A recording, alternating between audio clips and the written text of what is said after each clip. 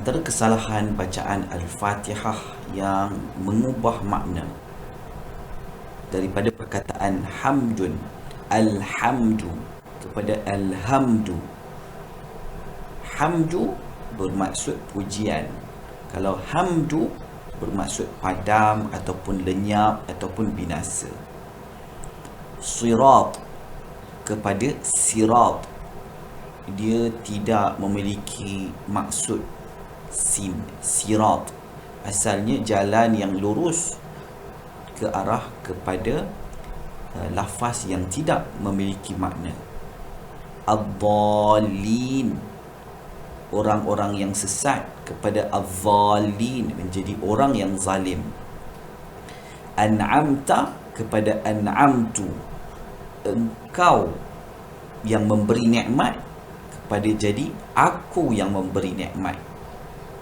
Ta berubah kepada tu. An'amta kepada an'amti, engkau. An'amta, engkau yang memberi nikmat kepada engkau perempuan, bermakna Allah itu perempuan yang memberi nikmat. Iyyaka na'budu, iyyaka na'budu kepada iyyaki na'budu.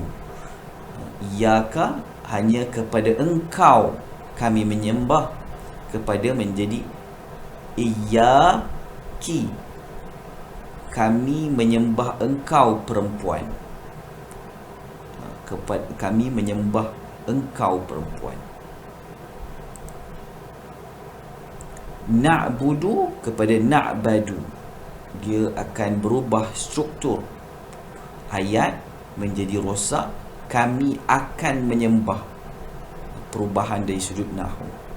Siratal ladzina an'amta alaihim kepada siratal ladzina an'amtu alaihim, asalnya jalan orang yang Allah beri nikmat, kepada jalan orang yang aku memberi nikmat.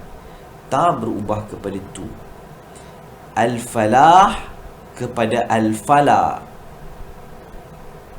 hilang ha. Marilah menuju kejayaan, kepada perkataan al-falah, kepada padang pasir yang luas. Salati, salah, solah.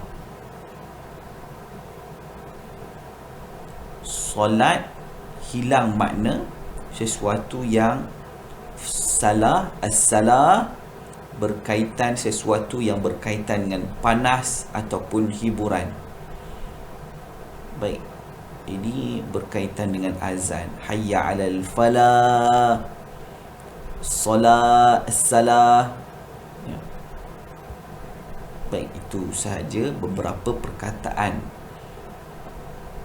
yang sering menjadi kesalahan membaca Fatihah dan juga azan.